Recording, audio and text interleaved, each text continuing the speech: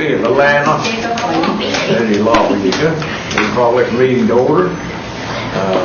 Start off with a word of prayer. I'm going to ask the lady from Delaware country, Melba, to lead the prayer. Lord, I see what you lay heavily down this scout. No name, the heavily do has. Neil this scout, the has no less scale, neither do you think it. No more GPs, all scout, they don't. Father, we just thank you for this beautiful day. We just thank you for all the rain that you've sent us, Lord. Last year about this time, Lord, we were very much in need, and we just thank you, Lord, that you have saw and thank you for things that you've done. Lord, we just ask you to be with us in this meeting and bless each and every one that's here, Lord, and guide us and protect us and sustain us, Lord, as we go about our business, Lord. In your name we ask. Amen.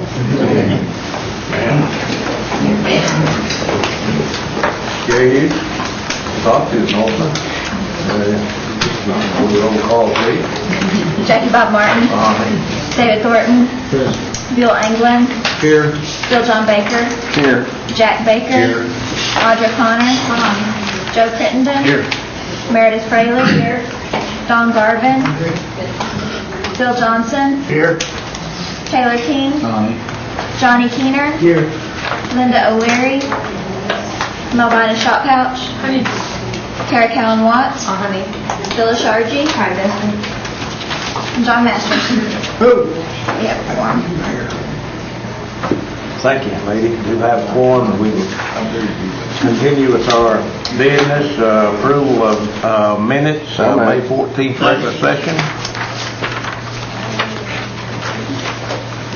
Bill, did you make a motion? I did. I'll have a motion, Mr. Baker. Mr. Crittenden, second. Any question, discussion, any deletion? None. All in favor of approving of May 14th meeting minutes? Aye. All right, approved. Let's move on. Mrs. Yardy asked to amend the agenda. I'll turn this over to you right now. Thank you. I've requested to amend the agenda to consider this proposal from the East Central Oklahoma Water Authority, and ask to have it added as number 2 item under new business. There's been discussion and vote, I suppose. Discussion and vote. Thank you. I'll second. Okay, got a second? Any questions, comments? None. All in favor? Aye. Aye. All right, let's move along then. Get right into our report. Mrs. Drews, Natural Resources, welcome. Good to see you. Thank you. Good afternoon, Mr. Chairman, committee members. I've got a pretty short report today, so I'll go through that, and if you have any questions, I'll try and answer those.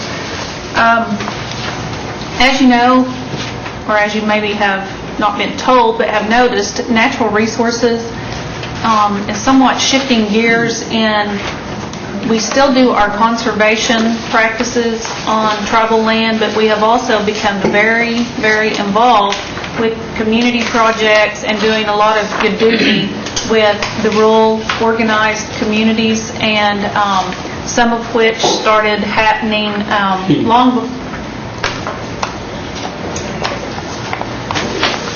before Compassion Capital came along, but now that Compassion Capital is out there, and so much of the communication with the established community groups is happening at that level. We have gotten involved and engaged with more communities through that avenue. So I wanted to report to you that we have been in contact with the Nycut Cemetery Group, and we are going to be doing some work with them. They had some funds that they had received, and I'm not exactly sure where they had got their first set of funds, but it only took them so far on that project, and they have got about $1,000 left that they need to get some earthwork done with, and as a cooperative project, they're going to pay for the fuel, and we're going to take our heavy equipment over there and help them finish up some of that work. We also are going to be working the Oak Hill community group. They have been doing a lot of renovations on their community building, and they need some help with some of the groundwork around there. There's, if I understood correctly, there's just some high spots and things that need to be cut down.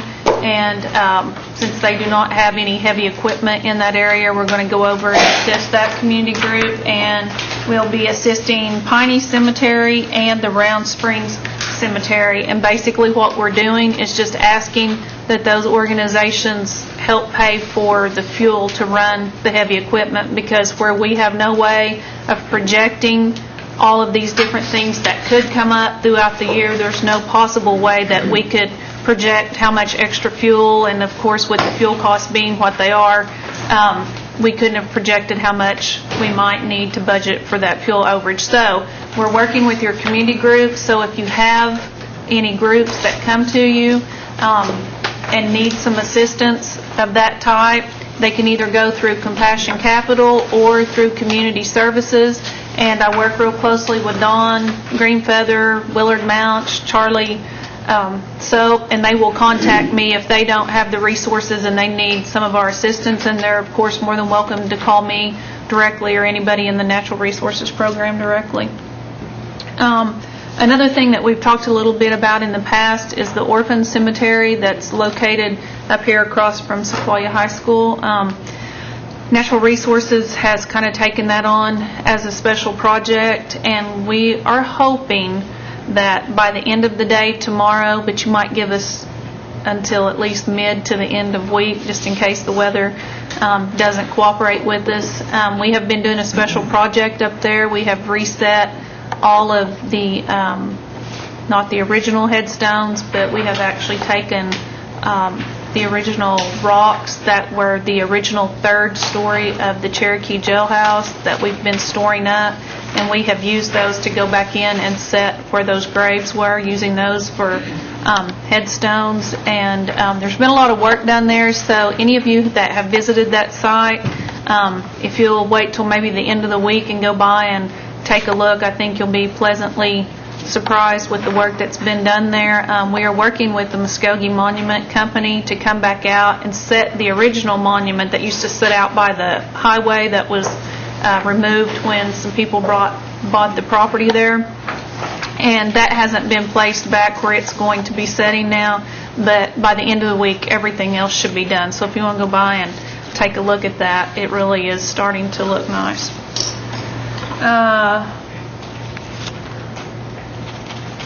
We are working at the Saline Courthouse in the 08 budget proposal.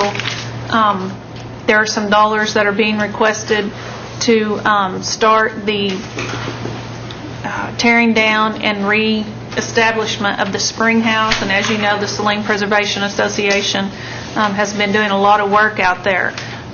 We have a caretaker's residence. It's a pretty nice trailer home that was placed there so we could have someone there at night to help try and cut down on the amount of vandalism, and plus act as a docent, so when there's visitors, there's someone that can go out and present some historical information and visit with people that come to that location. The gentleman that was living in that trailer has since went to work for us at our Bull Hollow shop, which is a good thing. He has since moved into, he got funding to move into a different house because he was basically staying there in exchange for doing the caretaker duties. So I tell you that to tell you this: we have the trailer house, which is now vacant, and we are putting up some solar powered sensor lights so that while there's not someone staying on the grounds at this time, we're trying to do some measures that if a vandal did come along, that there's some things that might deter them. But we are interested, until we get further along in that long-range plan, in putting another person in that trailer on a full-time basis. We do have a couple of folks that we know of that are interested, but we are actually developing a questionnaire and an interview sheet where we actually set these people down and visit with them and try and pick who we think would be a really good person to do that job. So if you have anybody, if you're from the Delaware County area, and you have someone that you think has a good historical knowledge of that place and would be someone who would take care of the mobile home and just have a overall good personality that would go out and visit with folks and carry out some of the things that we need done out of that position. You can contact me and give me their name, or you can have them contact our office and we can do an interview to see if they might be a good candidate for that job. Natural Resources continues to just do our annual projects. The rain, as I've told you in the past, has put a little bit of a damper on some of our spraying, got pushed behind, but we continue to do our normal conservation practices and work as usual. So that concludes my report unless you have some questions. Any questions, comments? Phyllis? Thank you, Mr. Chairman. Angela, there was an article in the paper about the native plants, and I was just kind of wondering if we could do something like around in the complex area, like a landscape project that could identify some of the medicinal plants. I noticed that. I know out at Franklin, I think it is, at the museum there, they have those plants that are, around there that are labeled. And I think it would be a good idea for us to do something like that. And I brought it up to, I think, Melissa Garrett, but of course, like if we could do it around the clinics or something like that also. I think it would be a good educational project. And I just wondered what you were doing with the plant organization, if they're thinking about anything like that. I can tell you what has been done thus far and tell you a little bit about the future plans. Pat Gwynn, that's actually been trying to get a community of interest established around our culturally appropriate plants, works in my program, and so we have been in contact with Melissa about some of the things that she would like to see done at the clinics specifically. So we are looking at things from that perspective. But as far as on the grounds here, there's already a group that's been established that is looking at things that should or should not be planted here and how those things should be labeled. Now, out here on this walking trail, there is some things that is already planted. I don't know if any of those are medicinal plants, which Janine Hell's group and Natural Resources work together on labeling a lot of this stuff that's out there, but I'm sure there's stuff that needs to be integrated into it that has medicinal purposes and has labeling so that people can, walk by and become familiar so that they can recognize what it is and what it's used for. And then there are some other projects in the wings. We are looking at doing a branch off of the walking trail that would be up behind the CDC Center that anybody that's out on the walking trail could, of course, go through, that would have several of your different culturally important plants for medicinal, for crafts, for games, and it would identify what they are, what they look like, along with different animal tracks and things of that nature. So we are looking at trying to integrate the plants into education for the youth and for just the population in general as much as possible on our grounds. But the lady that's really in charge of that group, unless it's changed, is Sammy Brusco, Sammy Silky. So any suggestions that you might have, get those to Pat Gwynn or Sammy Brusco. Medicinal. There's a gentleman that's from Jay. He's at Jay, I think. His name is Jeff Orr, and he's an excellent teacher, and he has quite a bit of knowledge about the plants and the animals and the wildlife as well. And I think that he came to a jail and workshop before, and he showed how to cook. He made this deer stew, and it was just completely all natural. He used like cattails and just different things from, and he's just really good. So I think if you all could kind of tap into him and kind of just brainstorm and see if you can get some ideas from him about what we might want to do, I think that would be great. What's his last name? O-R-R. O-R-R. And if we just call the school, we should be able to I think get... he's at the middle school, or... Yeah, he's at middle school, or he works for the IMSA part-time, and he's not a teacher. So Okay. Yeah, we'll contact him. And anybody like that any of you know of that you feel like would be a valuable person to add to that group, let us know, because we'll definitely contact them or give them Pat Gwynn's name and telephone number, and we'd love to have them. Mrs. O'Leary? Thank you. Angela, this is regarding the Historical Society, but when Rick Fields was there, I visited with him about maybe doing some of these plants and planting the authentic plants, medicine plants and things of that nature, and label them. I'm not sure how far they got with that. And you might check with the Historical Society and see if they got that off the ground yet, but I know that they at that time was supposed to work on that. You know, again, I think this is a matter of communication, because I know that Janine had a staffer that was here on an internship, and he started a large directory catalog of Cherokee medicinal plants, and it covered everything, didn't it? Just besides medicine, didn't it cover whatever the use of the plant would be? Right, but we started with the quiet things and still not finished. So there's several different things that have been started, and we just need to pull them all together. So we'll get with the Historical Society to see what they've got. That'll be interesting to see how far they got with that. Okay.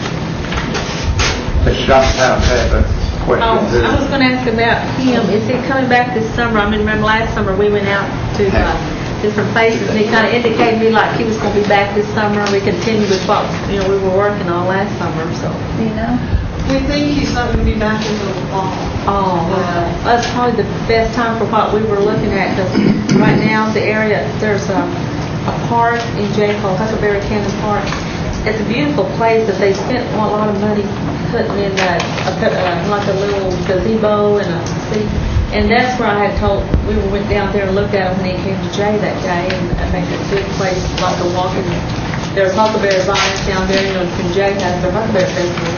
A lot of people haven't even seen what a huckleberry vine looks like, so it'll be but he had indicated he thought he was going to be back, this year. But it would be fall before he. We think he probably won't be back until fall, but we're hopeful that we'll be able to continue that project before he gets back. Oh, okay. Well, that's what I was going to say. Anything that Clint has started, I think between Janine's office and our office, we'll try and pick up where he left off. So we can get together on that and work with you. Okay. Any other questions, comments? I have one, and who's responsible for cutting the grass around the Stillwell senior housing? I've had calls from about 15 acres there, good hay crop that somebody could have got in there and got the hay off of it. But anyway, the neighbors, quite a few houses around there, and they're complaining about seeing armadillos, possums, and coons and whatever coming out of that weed patch, But, so is that, who's responsible for mowing that grass Well, around? it sounds like that's probably a housing authority complex. I don't know for sure, but I can get with David Sutherland and find out for sure if they're the ones that are supposed to be maintaining it. I know we haven't in the past, Okay. but I can sure find out and get word to him that the grass is. Well, Mr. Sutherland will probably be with us this afternoon or tomorrow in community service, so I think we can ask him then. You might ask him, and then I'll touch base with him tomorrow to see if it was his.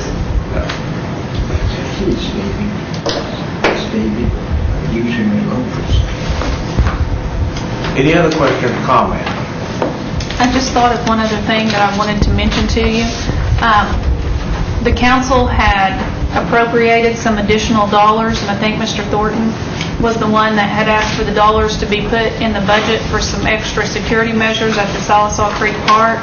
And we wanted to let you know that we're working with the electric company in trying to get electric back down into that establishment so that we can actually start getting some type of gate system established for the open part of the park, so that when campers do go down in there, they'll once again have electricity, and we can hopefully find someone that wants to stay at the gate so we can monitor the coming and going so that we can try and cut down on some of the vandalism and stuff that goes on down there so we can just continue to keep developing that park. We're trying to get to a spot where we're working with the electric company on getting what we need down there, but yet get it within the amount of money that we have, and I think we're about to get it accomplished. So I'd say within the next month you'll start seeing some work down there. Sounds good. Anything else? Wendy, thank you. Item 2, real estate service, Linda Donaldson. Good afternoon.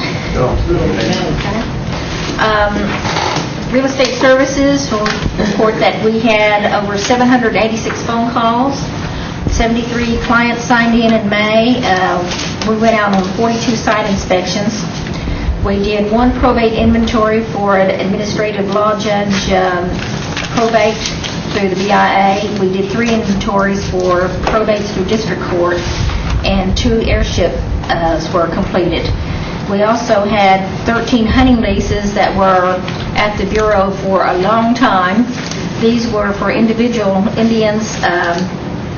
We do the hunting leases so that we can try to protect individual Indian restricted land from being adversely possessed by surrounding landowners. A lot of times these hunting leases are for landlocked property, and if we can talk those people that are the adjoining landowners and are the landlocked, who are landlocking them into leasing them, then they can't claim adverse possession for at least another 16 years.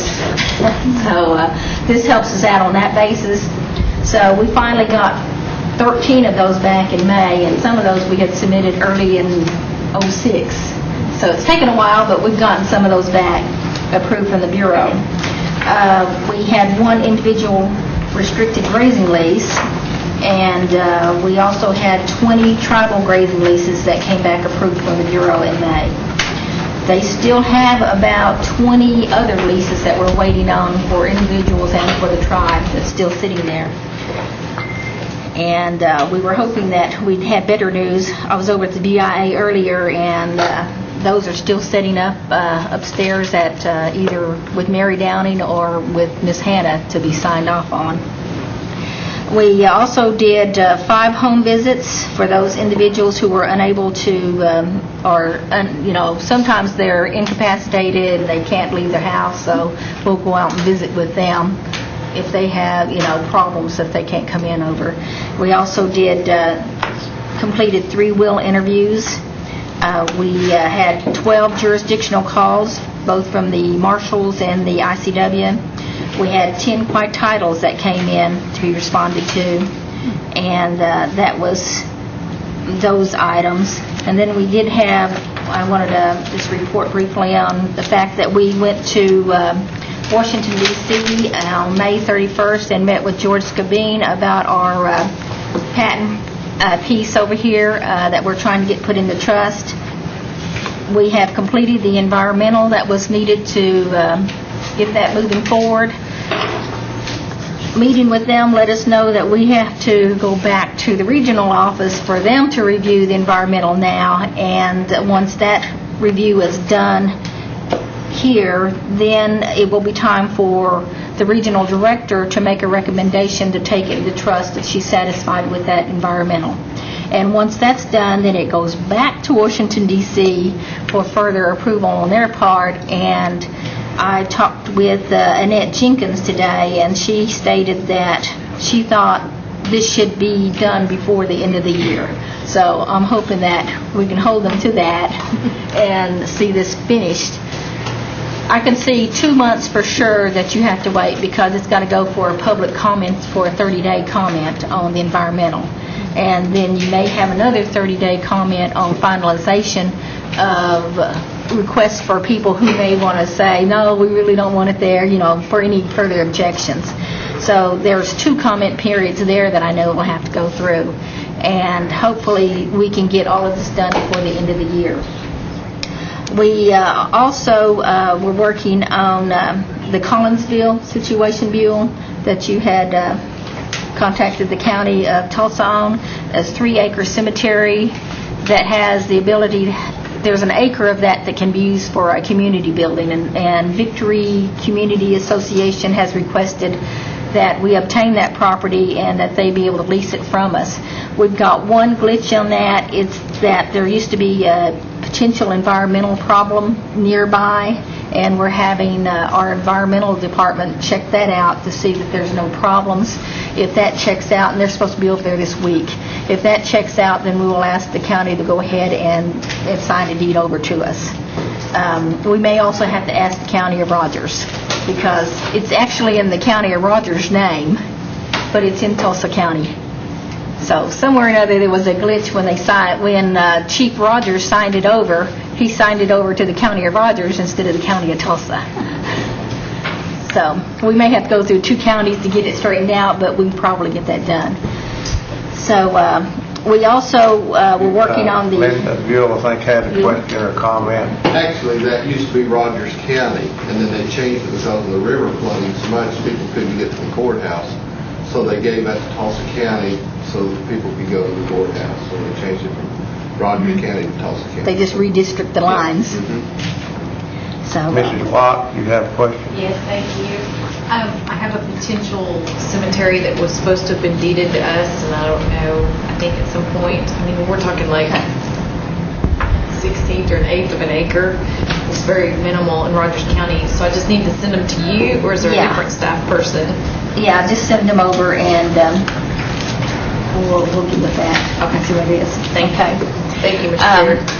One thing we like about the Victory cemetery situation was that was originally unallotted land for the Cherokee Nation, and it went straight, unallotted land for Cherokee Nation, straight into the cemetery, straight for a cemetery, and to be able to get that deeded back would mean that it just comes back to the nation, and we would have that again. It's an old cemetery, and I don't really anticipate a lot of bodies being buried there in the future because it doesn't seem to be used that often. It's just that I know that the Victory has been doing the upkeep and care, and they're wanting to lease it so that they can continue to do the upkeep and care of that site. Linda, Mr. Baker has a question. Okay. Yeah, Linda, the other day I was at a meeting, and a lady said that she read something in the paper that in 1907 that some of the Cherokee allotments were given 100-year leases. Do you know anything what this lady's talking about?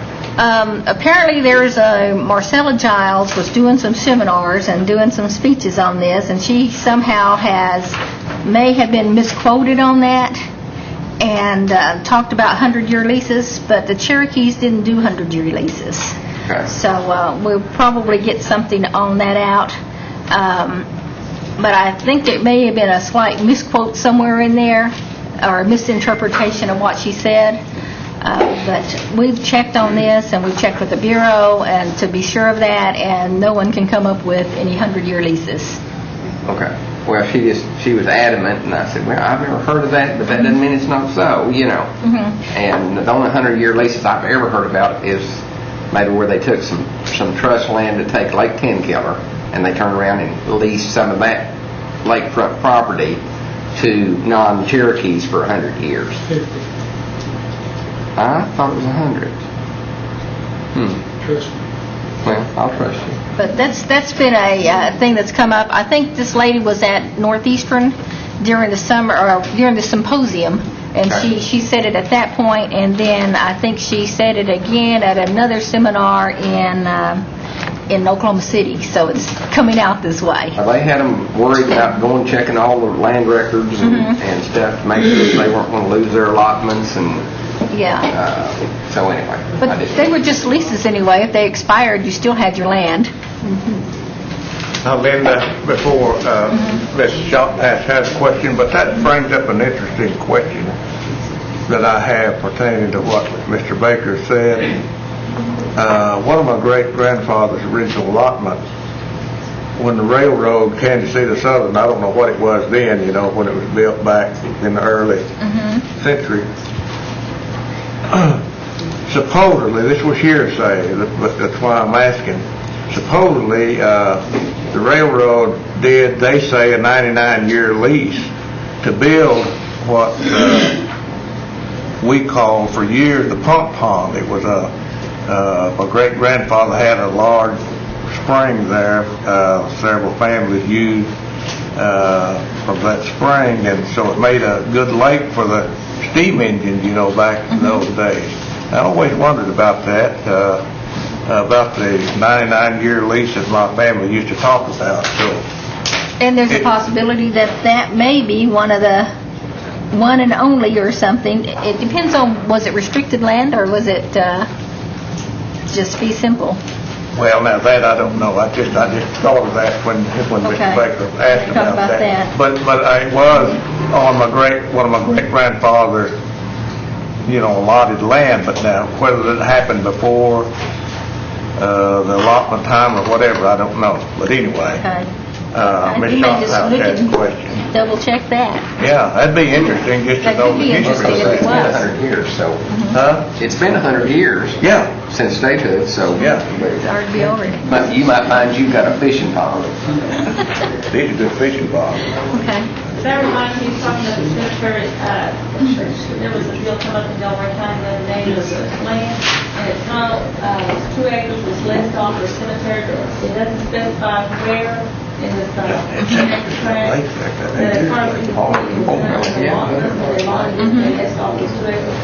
And then, the people that own, that 10, that, well, we just bring quiet title, but the statute of limitation don't run if it's tribal land?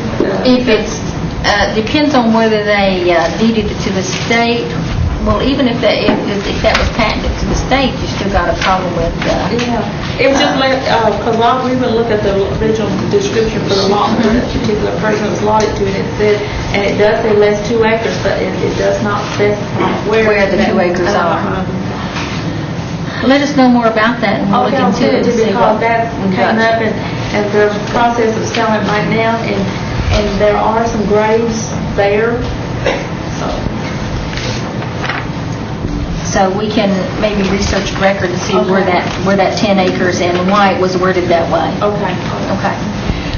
Okay, the other thing I wanted to let you know about is the Owen School, which is over by the Heritage Center. We're planning on going over to the courthouse tomorrow, and they're going to do a little publicity shots of us filing the deed that was given over to us. So that will be showing up as a news item before long about accepting that school. Okay.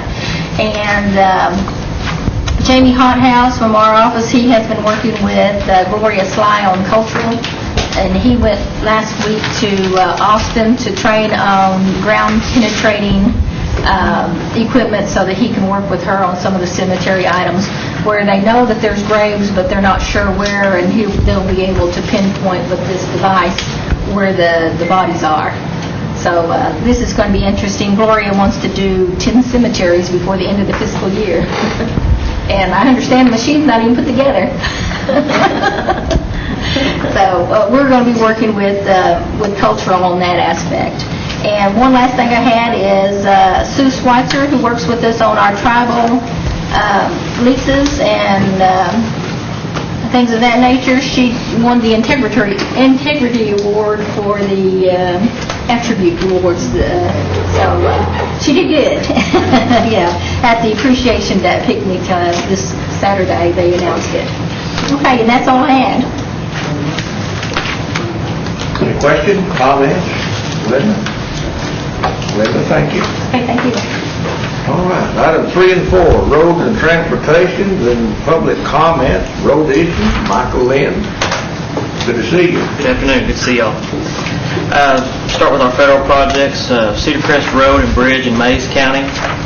We're down to one landowner on the bridge, still in negotiations with him. We'd sent him a letter with a revised offer here recently and have not received a response back from him. On the road portion, we are finalizing the last of our acquisition on that. I think in a couple of weeks we're going to wrap that process up, bundle everything up that we have not acquired yet, submit that to the county commissioner for his action, whatever action he chooses to take. And we hope eminent domain is what he'll choose, so we can go ahead and proceed with the project on that road. I think on the road we lack.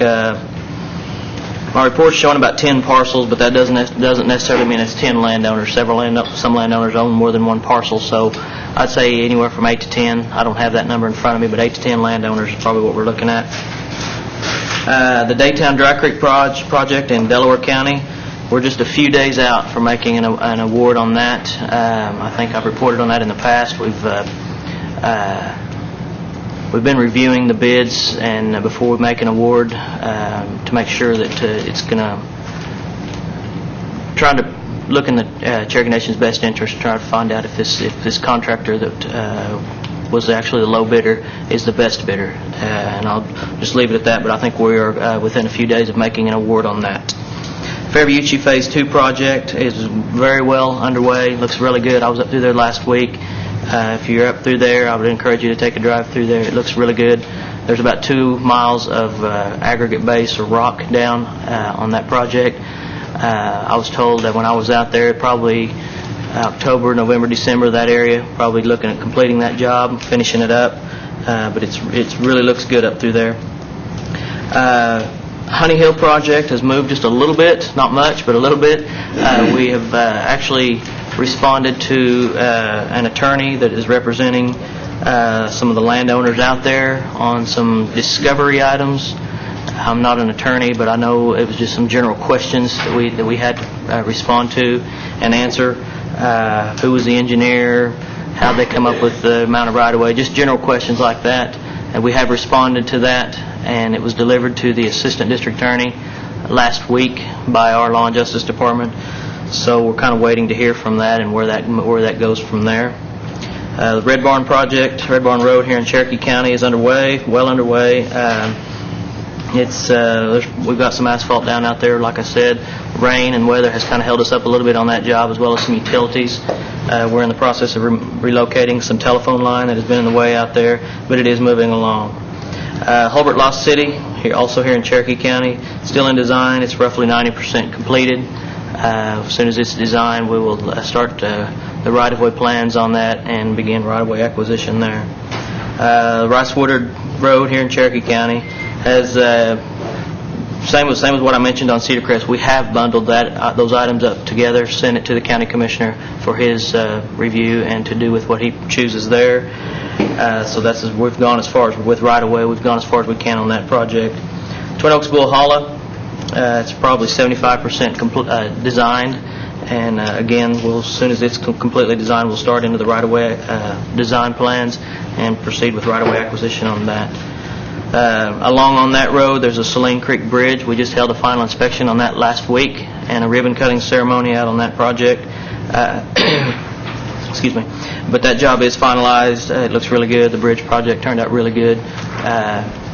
I've got brand new grass and seed up there right now, and it looks like a really good project. I'd encourage you guys to drive through there if you have an opportunity. And then lastly, we've got 2 more projects. They're more of our rehab or overlay projects that are going to be coming up pretty soon. Kenwood Road, we're waiting on some bridge information to come back from the counties. There's some bridges on there that the county's looking into replacing up in Delaware County. But as soon as we get some bridge information back on those, as far as how we can tie in with our new asphalt, we will be proceeding on that. And the Stick Ross Loop overlay, which is this project right out here and goes around towards the powwow grounds, waiting on the environmental to come back from the Bureau. Once that's received, we're set to proceed on that job as well. As far as our non-IRR or tribal funded projects, I've gotten 2 requests to go to Executive Finance Committee this month. One is the Port City Baptist Church. It's a driveway entrance drainage project in Rogers County, sponsored by Ms. Watts. It'll be $376. It's a relatively small project with special bridge funds. They have a drainage problem, flooding problem at the entrance of a little church.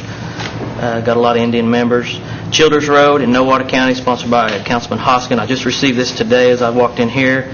It's shown as a 3-mile job, $34,998.73.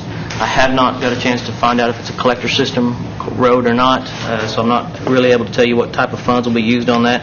but we will get that determined and get it over to Mr. Evans for to be included on the Executive Finance Committee agenda.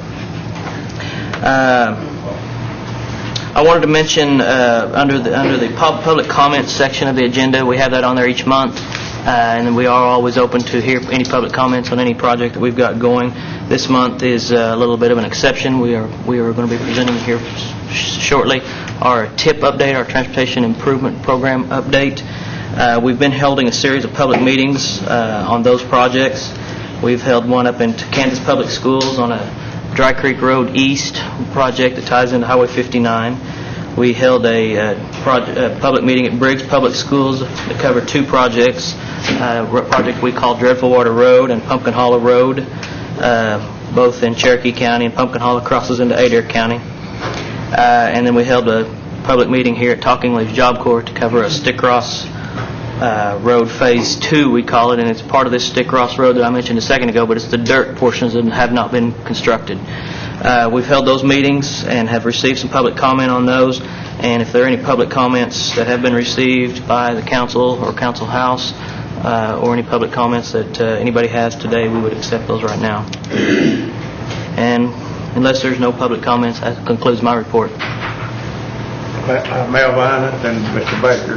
I don't have a comment about the road, but you know that Mr. Payton passed away, Commissioner Payton. No, I did not. Yeah, he passed away Saturday. I did not. Thank you. His funeral's Wednesday at 2 o'clock in the Assembly Classroom. Okay. No, I did not know that. Thank you. Yeah, and the only public comment is the meeting that they had at the Talking Leaves. First one I ever went to where they,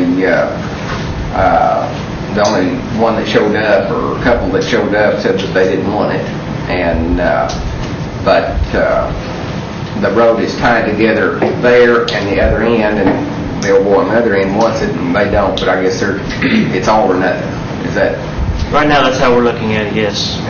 They're both such short projects. The west end is very, very short. The east end is maybe a little longer, but it's just around a mile. Yeah. That's what was our intention in the beginning, yes. Connors? Yeah, at that Thursday night meeting at Talking Leaves, I know that there was some of the concern was that part of that project, if it did away with the church, which was an indication that it might, then there were some that said no.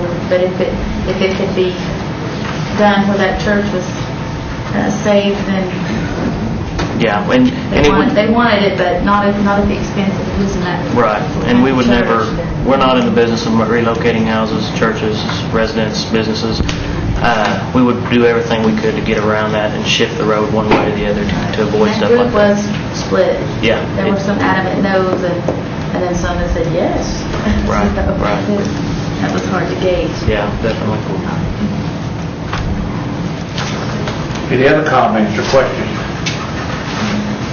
Michael, we through? Yeah, I do have one other issue unrelated to my report. It's in relation to the agenda that I didn't get to catch you beforehand.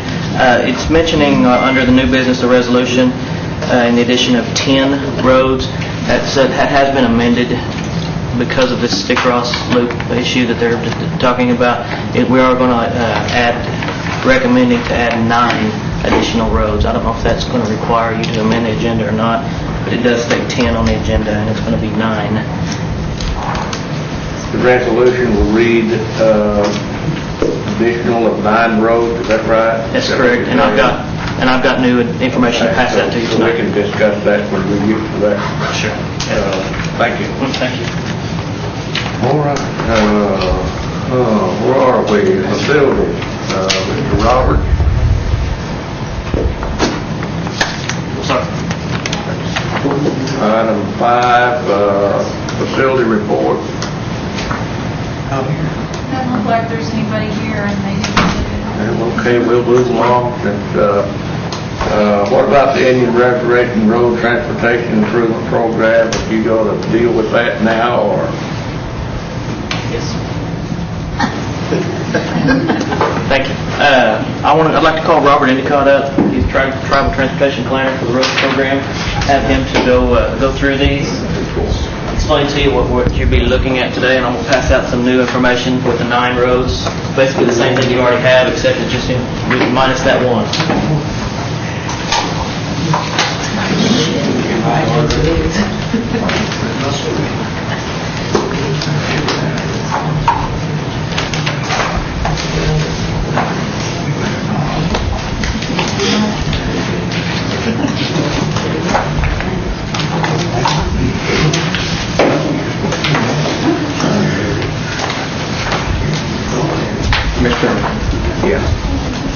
Is this time sensitive where we need to do it today and send it to full council tonight? That was my first sentence. Yes, sir. Okay. Thank you, Mr. Baker. Mr. Chair, committee, thank you for the opportunity to speak before you today on roads issue. It is time to update our transportation improvement program, like Michael said, and the due date for those submissions is July 15th, 07, which is going to fall before another council meeting, and therefore we need for you guys to act on these recommendations at this meeting and following council meeting. Like I said last month, excuse me. I move for approval of the plan and ask that it be moved to amend the agenda tonight to full council. Thank you very much. Have a motion, a second. Any questions or comments pertaining to this legislation? None? All in favor? Aye. Any opposed? None? Thank you. We will amend the agenda then. Council meeting. All right. Where are we now? There was no unfinished business and, Mr. Chairman? yes, sir. I think Phyllis said that they amended the agenda for a East Central Oklahoma water for this other thing. Yes, that's item 2. So Phyllis, you have the floor. Thank you, Mr. Chairman. I apologize, first of all, to the council for this late notice. I just received this late Friday afternoon, and what the East Central Oklahoma Water Authority is operated by the city of Rivers Falls, and the reason that is a concern to me is that provides water for part of Sequoia County, which are our MH homes, or the mutual health homes are located within that area. This provides water also for the city of Rivers Falls and the rural areas in Rivers Falls, and they are requesting assistance with $25,000 to bid on this equipment, and you have a list of equipment that's attached, and I've asked Mr. Billy Hicks to come, and if you have any questions about the equipment and if this would be a good investment for us. I understand that Cherokee Nation has purchased some property over in the Rivers Falls area, and should we develop business there, then it would just make good sense that we would have water be available there. And I believe with this update to this water system that we would be in good shape. I just believe it's a win-win situation for us. But I asked Mr. Hicks to come over if anybody had any questions about this. Thank you. Mrs. Watt? Thank you, Mr. Chair. Mr. Hicks? Yes, ma'am. I believe I asked about Inola's water system at one point, and because they were an incorporated town, we weren't able to provide them funds, so I'd like to understand why this is different. I don't remember about the water system. I remember you asking about the sewer system at Inola. Okay, Needing some work. but it would be similar, same infrastructure for a incorporated town. Correct. And I believe that what I expressed to you, correct me if I'm wrong, we would not be able to apply for funds through Indian Health Service to assist in. Now, if the tribal council wanted to, appropriate funds for the city of Inola, that would be perfectly fine. But, these wouldn't be Indian Health Service funds that would be going to Webbers Falls or East Central. This would be tribal money. So this would be a one-time allocation that would be unique to this town, setting precedents. Yes. Okay. Thank you. Mr. Baker has a question. Yeah, and I don't want to steal my colleague Salasaw's thunder, but this is very unique in that 65-75% are of Cherokee descent, and we spend sometimes as much as $10,000 on a well for one family's water, and I would think that $25,000 to upgrade several thousand Cherokee's water system and keep that clean water would be good, and I'm going to put it in form of a motion to approve and send it to the council. We have a motion, Mr. Baker, to approve, and second, Mr. Watt, and then have comments or questions, Mr. Garvin. Thank you, Mr. Chairman. We have a estimate or appraisal on this equipment? Is it worth $25,000 or $50,000? What's it worth? I have not had the opportunity to look at the equipment. I talked to the engineer that's assisting the Wagner County Water District that's selling the equipment. I also talked to our engineer in Sallisaw about the equipment. If we were to go buy the equipment new, it would probably cost in excess of $2 million for the equipment that's on there. The equipment is not that old. It's about around 10 years old or thereabouts. The reason that Wagner County is selling the equipment, that's the first question I want to know, why they were getting rid of it. The district in Wagner County that's selling this equipment uses the Verdigris River as their water source. With the new EPA regulations, they weren't able to meet the water quality standard with this piece of equipment that they're selling. The water quality in 10 killer that Weber's Falls uses is, of course, much higher. And from what I've gathered from talking to these engineers, it shouldn't have any problem meeting the regulations and the standards using that water as a source rather than the Verdigris River where it's based now. Thank you, Mr. Chairman. I call for the question. Mr. Brady had a question. Phyllis, has the city approached any other organizations? For instance, Locust Grove went through something similar to this. They went through Grand Gateway, and they allocated quite a bit of money for that water system. That I don't know. I'm just wondering how that funding is available to help cities. What did you Thank say? you, Mr. Chair. Grand Gateway. Yeah, I'll get the number for you. Grand Gateway, hers would be, what's that? EODD. Yeah, Eastern Oklahoma Development District And in they have Muskogee. approached them. That make a difference? Yeah, those regional development districts are based in geographic areas, and the one that's responsible for Muskogee and Sequoia counties out in Muskogee, the EODD. Call for the question.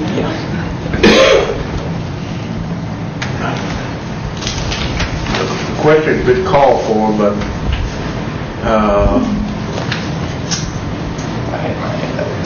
we've had, Mr. Garvin had about 3 hands up Okay. during that time, and I feel like that I'll let, some of the other people that hadn't made a comment don't have the opportunity to comment on that. I think I saw Bill. I did, and I was just going to speak to Meredith. She's absolutely correct, and that is a possibility, but this auction is taking place immediately, and to lose $2 million worth of equipment over not having the funding available within 10 days or something, I just think we probably should go ahead and give an opportunity. Melvina, did you have your hand up? No. I thought I saw, Phyllis, okay. Thank you. Mr. Chairman, I just needed a clarification on the motion, and I would like to ask that it be put on the budget mod for tonight to be acted on. I just wanted to make sure that we understood that. And the other thing is that the urgency is that the deadline to bid on this equipment is June the 19th. And as I said, I tried to act on it as quickly as I got the information and requests, and I think that we are going to run into this problem, the Cherokee Nation, when we're expanding our businesses in these rural areas, because a lot of rural water departments service those areas, and I just think it would be beneficial to us to work with them and try to get them up to be able to service us, because we're not going to be able to grow if we don't have water. Thank you for the comment. Did I see a hand there, Mr. Fox? Did you have any other questions, comments? No more questions, comments? Mr. Garvin? Mr. Chairman, I call for the question. All in favor? Aye. Any opposed? None, so then Mr. Baker, we leave the agenda tonight for that. Mr. Drew? If I could, Mr. Chairman, I emailed Todd Inlow to see if there was anything specifically that he wanted reported from the facilities department. There were a couple of things. They have been working on several roof repairs on the buildings around here, so those are in the process. The work is to begin on the powwow grounds very soon. I think they held off on that till after the All Employee Appreciation Day, so that should be coming up quickly. Space evaluation continues, and there's an RFP out for architectural services. It says received last week, so that's the report on facilities. Mr. Garvin? The last meeting, I was in attendance, and I had about 12 witnesses, and I can get some more. And I made 2 motions, and I got lots approved, so I don't know, not taking the shadow of the secretary, but someone else. Yeah, fish fry, I ate too much, and thought it was good. Caroline? I've got a question. On the, I don't know if you know the answer, but you know, rural water, okay, rural water, there's a problem with it, and who is above, I mean, who oversees the rural water? I mean, I know the community kind of works, but who? Are you saying who at the tribe would be? No, I mean, at the state level, wherever, who oversees the rural water district? Who oversees the rural water district? Department of Environmental Quality. That's the department? Department of Environmental Quality, ODEQ. And one thing that I was remiss in reporting earlier is there are employee attribute awards that are given out at our all-employee appreciation days. And Roger Van, for my staff, got the award for Cherokee Cherokee Way of Life. So that's somebody that exemplifies that in all aspects. So I was proud of him too. That's good, thank you. All right, let's get on with our announcements. Got a note here, legislative conference for the day has been canceled. Chief Smith and Melanie Knight are in Washington, D.C. Who adjourned? Second. Motion to adjourn. Second, all in favor? Aye. Meeting adjourned.